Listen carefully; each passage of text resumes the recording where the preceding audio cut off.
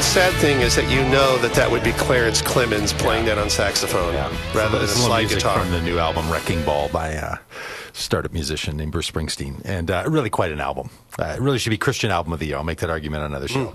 It's perfect. It's just perfect. A little song called "You Got It." Love it. So we're in this conversation from the last segment that on This American Life they had a show that they aired that was the rebroadcast of a guy's live performance, and the fella's trying to make the argument. In my live editorial one-man show, I mixed genre of memoir and history and some fiction into a single person's narrative, first-person narrative is what I'm trying to say. And I use first-person narrative as the mechanism by which I told this story. But people should understand that in the theater, I wasn't saying these things actually happened, even though I was saying I saw this happen. Yeah. That in the genre, one would understand that I didn't have to see it. That doesn't limit its truth. That just limited the means by which I accessed that truth. Yeah, it's like he's saying, I'm playing an actor. I'm playing a character who is me, who has seen this. Yes. Yes, that's right.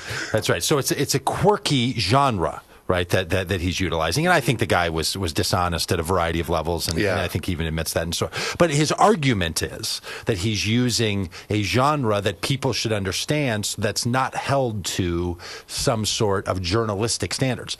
Here's why I think that's meaningful for the conversation of religious radio. That's not quite right. Because we have guests on all the time who advocate a position that I also hold, that the Bible itself, the authoritative scriptures of the Christian tradition, are written in many genres that are not intended to be taken only as you saw this thing and that thing literally happened. There's lots of language that's used in the Bible. There's lots of styles of language. And when I heard this Mike Daisies saying the language of the theater gives me permission to do this, and then Ira Glass, the host of This American Life, saying, yeah, but I don't think everybody else knew that you were using that language. I think people thought, because you never tell them, now I'm going to use a broad discovery and I'm going to use the tool of first-person narrative to tell you about this broad discovery. Rather, I'm saying it, some of these things did happen to me and some of them didn't, but you really can't tell the difference and that doesn't much matter to you.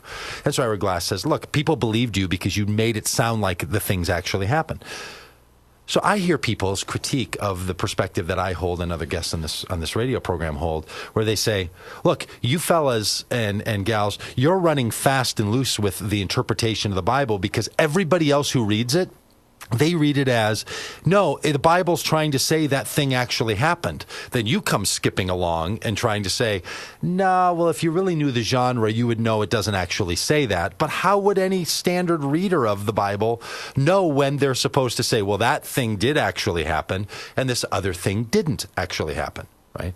So I'm now taking the position of the one arguing against the use of the Bible that I advocate so highly here, because I think we ought to do that, right? I think if you're going to hold a position, you should know the argument of people who hold the varying position. That's only fair. If you're paying attention to people who are telling you, I don't think you make a lot of sense, you ought to be able to argue back. That this is the point that they would make.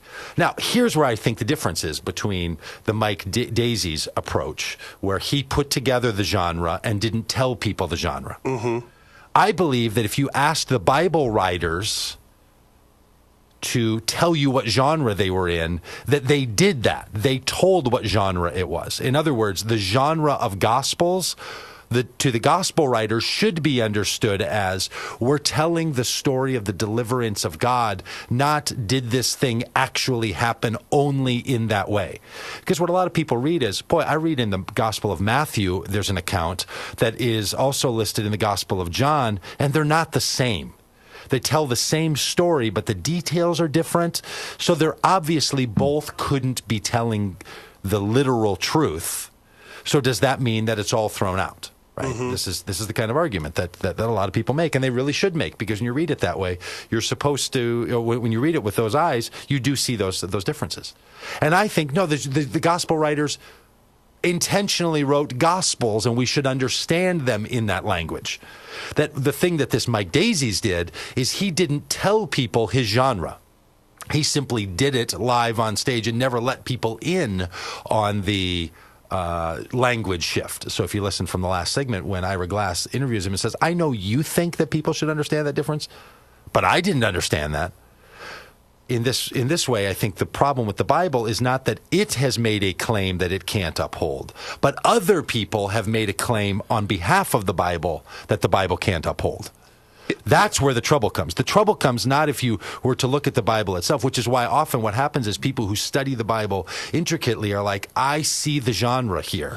But most people don't study the Bible. They don't know that that's the case. Instead, what they're experiencing is what someone told them the Bible was actually saying. It seems like that, like a lot of a lot of preachers or whatever, in relation to like Mike Daisey, it's like they take Mike Daisey's stance as if Mike Daisey really believed he was the one who saw all these things. Oh, I see. You know, so that's kind of like there's this point where they totally believe the fabrication, or the amalgamation of. You're saying that people who make this argument would say the Bible writers really thought these things only happened only in these ways, right? And so therefore, I'm presenting it, as these things really happen, because there's this idea that the Bible it has to be this authoritative, solid, anchoring thing, and if it was interpretive or an amalgamation of other stories, then its authority would be weakened. Yeah, somehow it loses its authority. Where I think it actually gains its authority. I think, if you read the Genesis narrative and you're like, well, did it happen in 6 days? No, I think it's using days in a way that you're supposed to understand in this larger metaphoric sense. That's how you're supposed to understand it. Mm-hmm. That really is. I don't think we are fooling ourselves to think that's what the writers meant. I think that is what the writers meant. And so these literalists would say, you interpreting it that way, you're cracking a door. Yeah. For once the camel's head goes under, his body is soon to follow. Yeah. As far as liberal interpretation.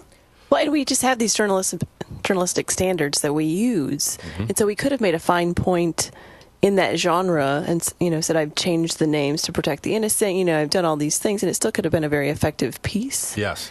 Which, could be said for the Bible as well. It doesn't change the meaning or, the intensity of that story either. It just means that, it makes it... As long as it's not falsely advertised. Exactly, right? exactly. And that's what I think is interesting. I think there's a lot of false advertising that goes on. It happens in some of our more conservative traditions when people are like, this is the inerrant word of God and every word of it needs to be taken this way.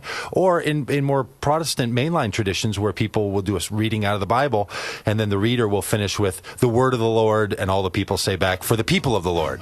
Like, that all puts a wrapping around it that makes you say to yourself, well, if it's the word of the Lord, the Lord ain't using metaphor, right? So we have this way of telling the story of the Bible that really puts us in the same predicament that you end up in this American life story, at least in my interpretation.